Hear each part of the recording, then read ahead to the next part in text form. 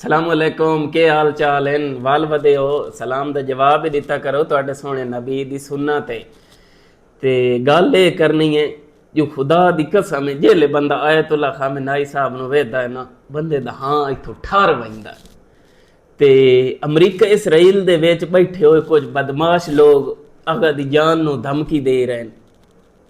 उन्हां नूं मैं इहो आखना चाह सां कि जेड़े वक्त तुसां शराब खानियां दे विच आउंदे हो, उस वक्त अगा मुसल्ला इबादत ते आउंदे ने, तुहानूं पता ही नहीं आगा दी ताकत दा।